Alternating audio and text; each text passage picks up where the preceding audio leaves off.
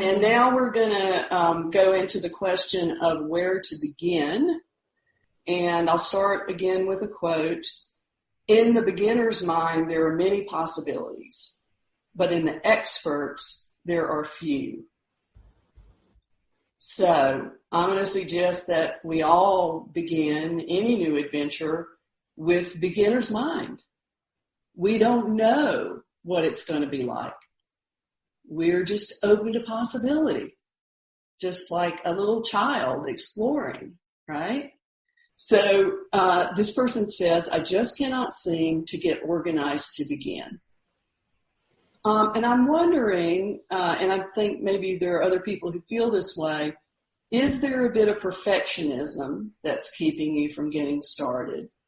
And what might happen if you just started without getting organized to begin? What if you just went ahead and started without having to get organized? What area bothers you the most? You might start there, or you might start somewhere that's really easy. And I do have a blog post that I'll share around that one as well. Yeah. And I think sometimes the process itself is so chaotic, and that can be uncomfortable. And I don't know if that's anything that you were trying to get to with your question. And so I really encourage you to practice getting grounded and steady within, connecting with an inner sense of organization, an inner sense of clarity, can help you have more success in handling the outer chaos of the process, as I was talking about earlier. And again, giving yourself some time to just sit with your belongings can be helpful in that. And again, like possibly picking a micro area or a small area to begin with. And as Pam was saying, just jumping in. The next question in this section about how to begin is, my struggle is coming up with a way to declutter and staying that way, which again, I think a lot of people can relate to. I feel like a hoarder in the making. Sometimes the problem is knowing where to begin. Even if I pick a spot to start with, it feels overwhelming. I just need help. And so again, as I spoke about in an earlier question, identifying what's triggering that overwhelm can be really helpful. Maybe it's feeling like you're never going to get it all done, or that there's emotional triggers connected to some of the objects. And so understanding what is bringing that up can help you determine what you need to actually be able to stay calm. I really recommend for anyone on this call or anyone decluttering and purifying to establish a calming ritual before you begin. I just want to share a little story. This seems like a good place to put it in. Not that long ago, and so this is what I do, right? This is my job, to help people to purify and to stay calm and overcome the overwhelm. And I was like, I'm going to purify this closet. And I opened up the door, and I don't know what I was thinking. I wasn't thinking. I just started getting stuff out, and I got super overwhelmed. And I just had to laugh and stop myself. And I was like, oh, wait, this isn't how we purify. This isn't how we declutter from a holistic perspective, Michael. Stop. Breathe. And so I sat down. I had the door open so I could see the things that I was going to be decluttering. And I just sat with it. I breathed a little bit. I drew an angel card. So you do whatever those spiritual practices are, those calming practices, whether it's mindfulness meditation or anything else that helps you to feel calm and centered. So you may have a mantra that you use. I know for me, I don't know if y'all can see this, I have a key on my necklace that says breathe. And when I wear this, I can feel it around my neck, and it helps me to feel centered. For some people, it may be having a crystal that you carry in your pocket. So giving yourself that gift of, before you're just jumping into your process, having some type of ritual that you can lean into every time you're starting a decluttering and purifying session can be really helpful. It can also be helpful to set a timer so that you can give yourself breaks and chances to check in, so you're not getting overwhelmed without actually realizing it until you're kind of burnt out. Yeah, and then having a plan about how to move forward in some sort of organized fashion with having piles and areas where you're going to put different things. Yeah. So I just wanted to share some of those more concrete tips that can really help with calming and kind of getting that sense of where and how to begin. Yeah. Pam, did you have anything you wanted to share on that one? No, and I'm noticing that we're not doing very well on time. We've got a lot more questions than we have time.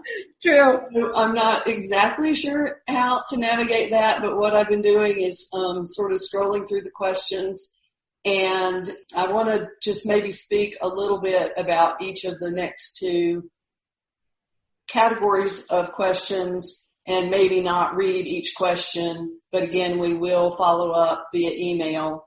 And those of you who have the option of staying on until 11:30, Michael and I are willing to do that, and we understand that if you have a hard stop at 11:15, feel free to go. And we are recording this, and you will be able to hear anything that we talk about after that time, in the recording. So the next category is self-talk, criticism, and beliefs, which is really so key that I feel like I have to rush through it. But if the quote is from Denise Linn, who's one of my favorite feng shui people, if you want to discover your subconscious dreams, fears, and beliefs, just look around your own home. You will find them represented in every nook and cranny. So, Michael, I think you sort of did your little self-talk thing already, right? Yeah, we talked a little bit about those beliefs that can come up. Mm-hmm. Yeah. So, the questions were about noticing perfectionism and self-criticism, and one person in particular talked about paperwork and being held back because of the fact that they knew that the negative self-talk was going to come up. Well, first of all, they're on the right track. They're noticing the self-talk, and that gives you an opportunity to change it and flip it. And we did talk a little bit about that earlier, about finding ways to be more compassionate and gentle and say I could instead of I should, and to look at your vision and, journal about that, meditate about that, and visualize success. And you have the power. First, I want to say that a lot of those thoughts and a lot of those beliefs, you didn't make those up. You picked those up from childhood or from someone else altogether. They don't have to be yours anymore. You are at choice. You're all grown-ups now.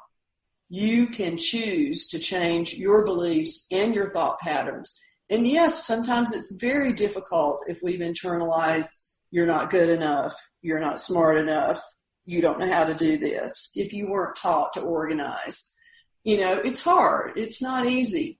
And it is possible, and it is critical, not just around your decluttering, but around your whole, life, living your life, to get in touch with that self-criticism and that perfectionism and think about ways to flip it around.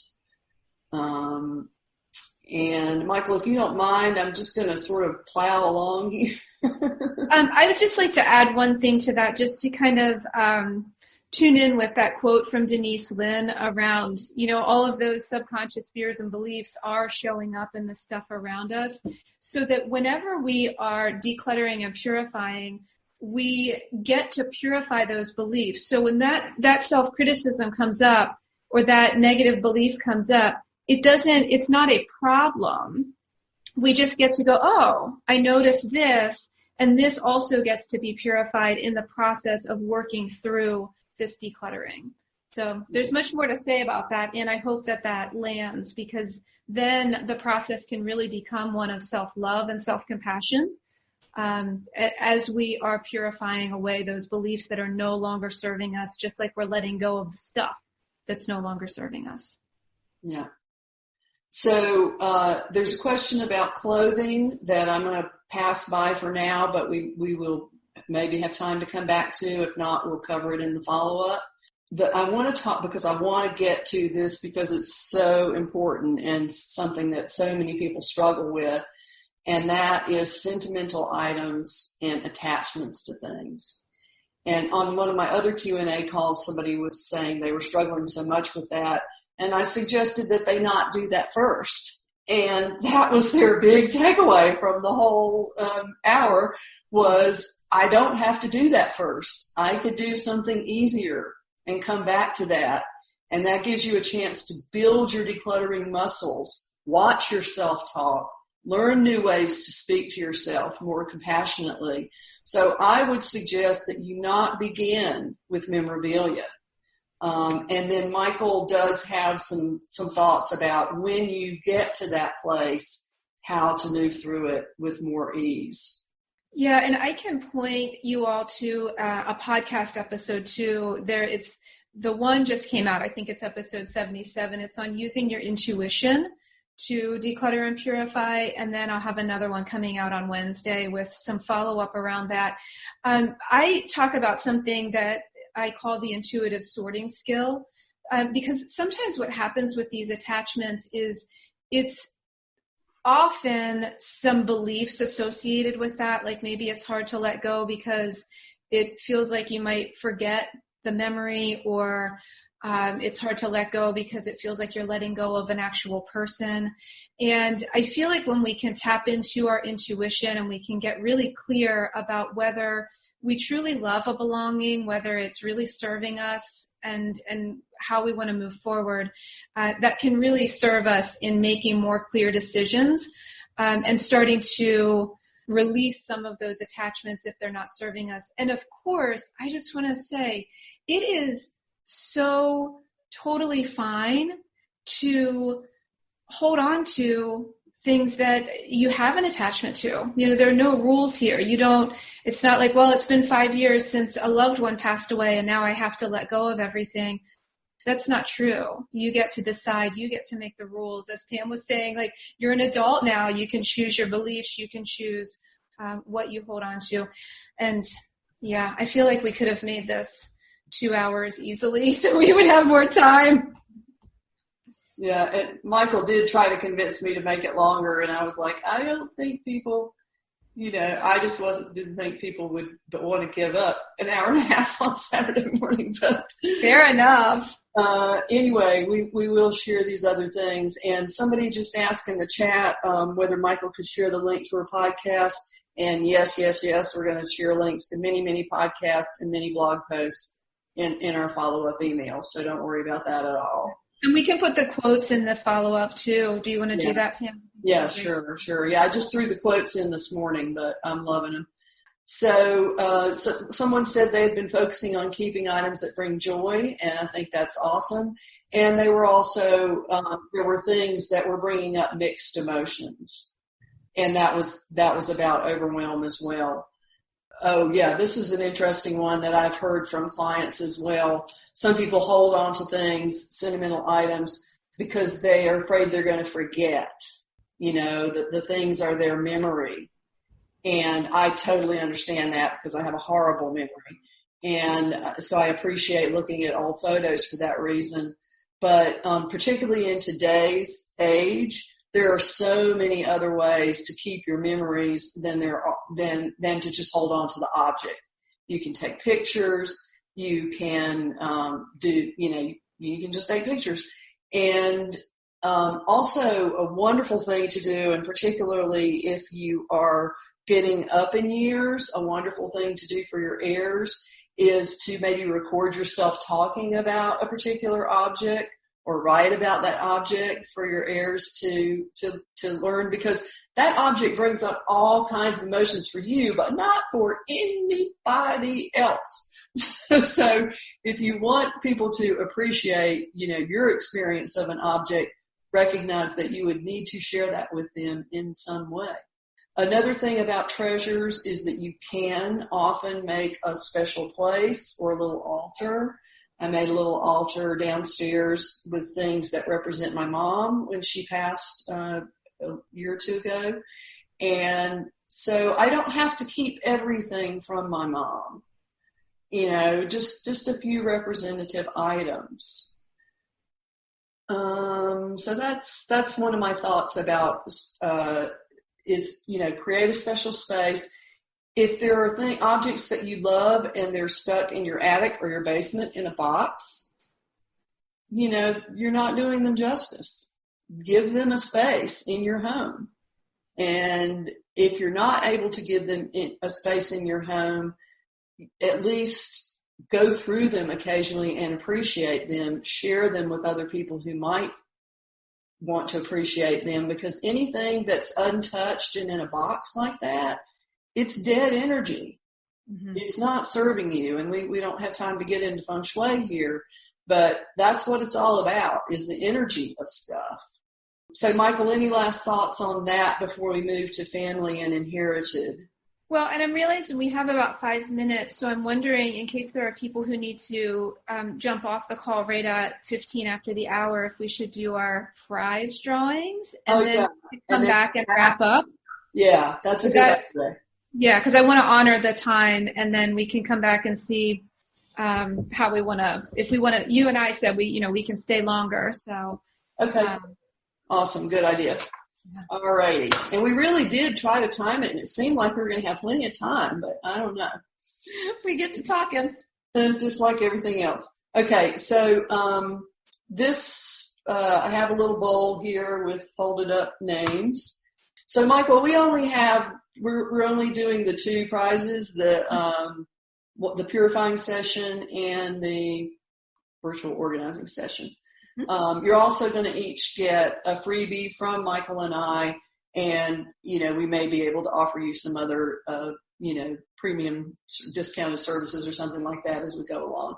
Okay, so this one's going to be for a purifying session with Michael, and I want to tell you that Michael and I swapped sessions last week, and it was so insightful and fascinating, and I got to go through some papers that I had not been wanting to go through. All right, So the winner is, let's see if they're on here. Don't think this person is here. There's not a Janice on here, right? Okay, somebody else is going to get a chance then. Anna. Is Anna here? Oh, I see it, Anna. Yeah, there is an Anna. Anna R. Right. Yep. Okay, Anna R. So Anna R., I will hopefully have enough information to figure out what your last name is and how to send, and have Michael send that to you. Yeah, we'll be in touch, Anna. The next one is going to be a 1-hour virtual organizing session with me. If you're really jonesing for that and you don't end up winning it, I do have a special going on, a 3-hour special, which is very affordable. Let's see, this is, so we had an Anna R and we have an Ann H. Is Ann H here? So I better write down Anna R has got the Purify, and Ann H has got the Decluttering. If for any reason, I just see Ann on here, so I don't know if it's Ann H. If for any reason I discover that she's not on the call, then I'll draw a second one. So that's it for the drawings. So what we're going to be going into now, just so you can, if you want to make a decision about whether to stay on or if you need to leave, and again, there'll be a recording, we're going to talk about, for these extra 15 minutes, for those who can stay, we're going to talk about family and inherited items. We're going to talk about grief. That's very short. Time is also very short. And then how to make decluttering and purifying exciting and not feel like a chore. All righty. The family and inherited items, I have a quote, but I didn't find it in time. But it's about how many seeds of suffering have been handed down by our ancestors. It's a quote by Thich Nhat Hanh. Some of you may have seen it in my newsletter. So that's the one that I usually use to frame conversations about family and inherited items. I think there are not only seeds of suffering that are handed down, but also seeds of joy. But I think that Thich Nhat Hanh's point is that we don't have to hold on to our suffering. We don't have to hold on to our ancestors' beliefs and thought patterns. Mm-hmm. And I'm going to speak to that a little bit. I have some things from my parents, and as the oldest child, I feel responsible for taking care of them. Even though I know that no one after me is likely to want them or care for them. So, oh wait, this is not me. This is somebody else's question. Right, that was our question. That doesn't sound like me, but I am the oldest child. Okay, so yeah, this person was saying that as the oldest child, they feel responsible, and they don't mind the responsibility, but they do mind the space everything takes up. Mm-hmm. And of course, when we inherit things, we want to be a good steward of those items. We also don't want them to limit us or hold us back. And I think that the people who gave them to us or that passed them down to us wouldn't want that for us either. So that's one thing to think about as you're dealing with inherited possessions is, would this person from whom I inherited this want me to feel stuck with it? And if they love you, the answer is probably no. Yeah, I love that perspective. And I think the other thing, when we've inherited things, and as this question points to, that it takes up space. It takes up space in our homes, or we need to have a storage space, or it takes up space in the attic. And I think it's important to look at, because this person, you're saying you do mind the space that everything takes up. And it's not only taking up space in your home, it's taking up space within. And so I think that's worthy of some exploration and just noticing of what that experience is like, to have some space taken up within by these inherited objects, and maybe finding a new way to navigate that. And I think, what Pam's pointing to is, again, like that we get to let go of some of these rules about, as the oldest child, I feel this responsibility. Like, where does that come from? How do we inherit that belief too? The next question is about grief. And it's also about documents. So this one we didn't really feel like we had enough information to get to the heart, to know exactly what whether it was mostly about grief or mostly about how to sort the documents.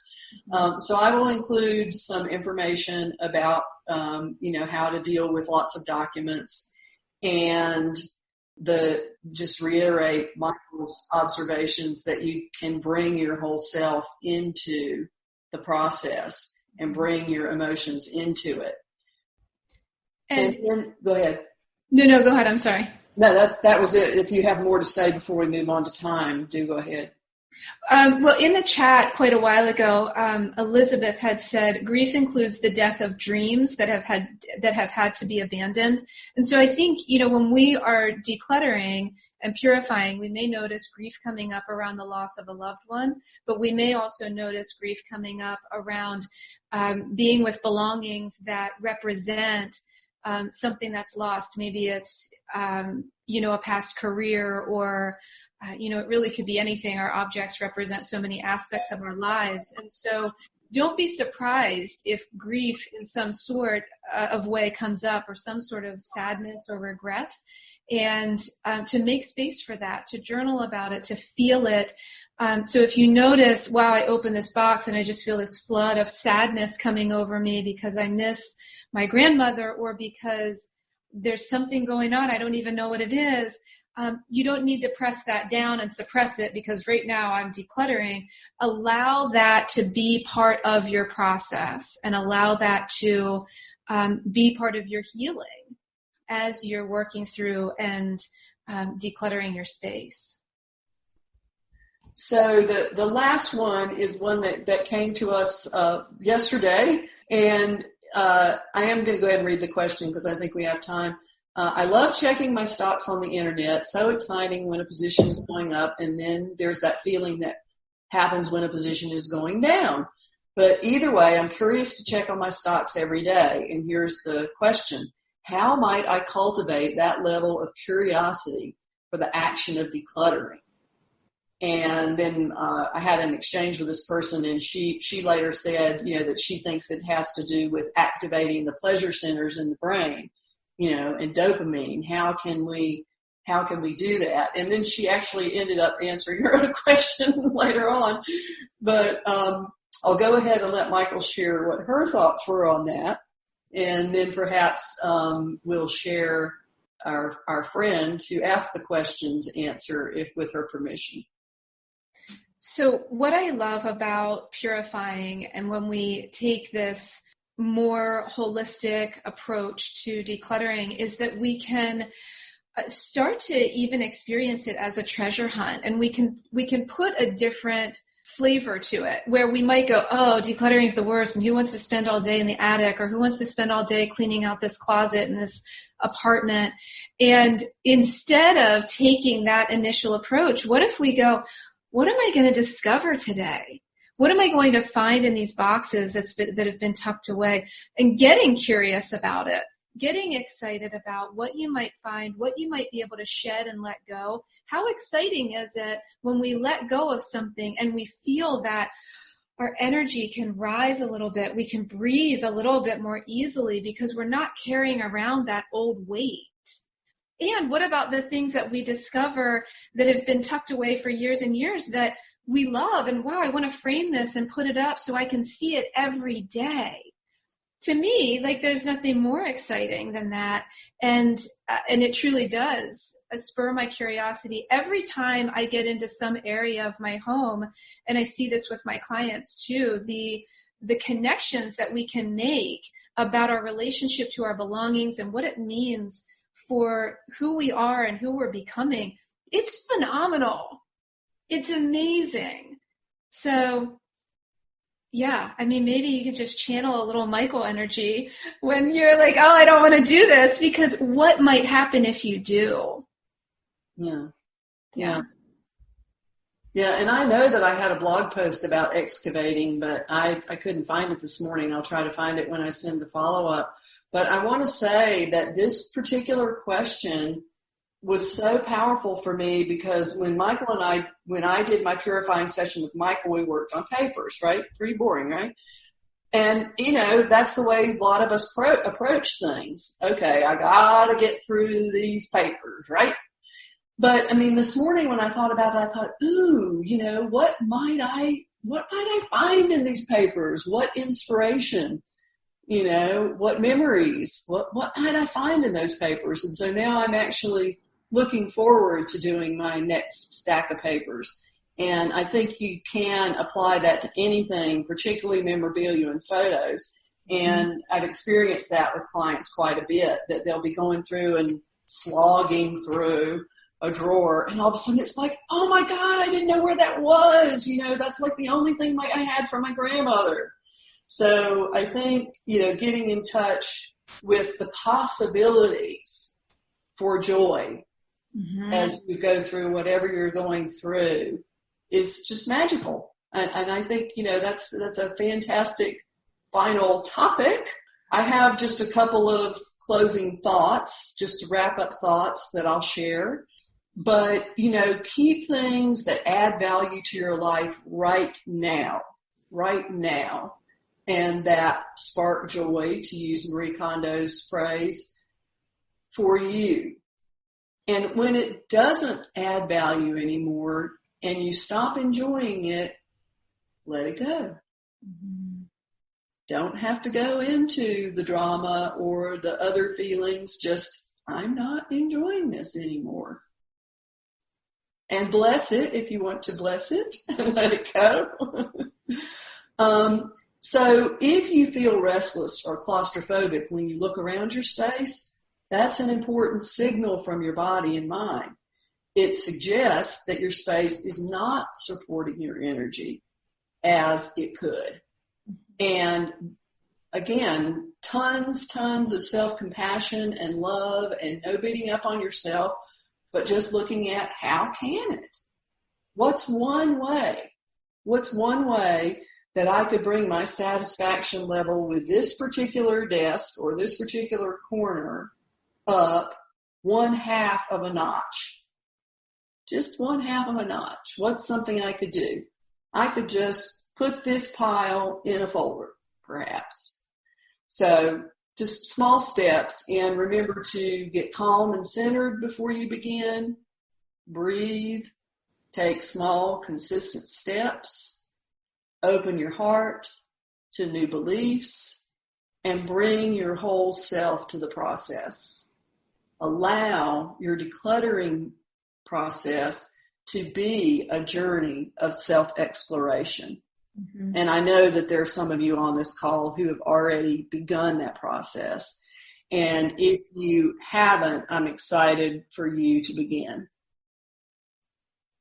I just want to say thank you to everybody who has stayed on the call with us all this time, and your questions really spurred such discussion and exploration for Pam and me, and so I thank you for that. Thank you for sharing your hearts with us and your time with us today.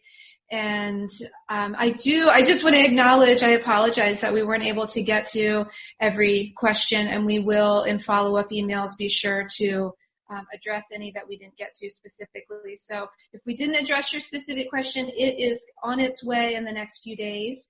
And really, really grateful to be able to spend some time with you, get to know some new faces, and wishing you well. Enjoy your day. Goodbye. Goodbye. Bye-bye. Thank Bye. you. Bye. Thank you. Bye-bye. Appreciate it. Bye. Thank you so much. It was wonderful.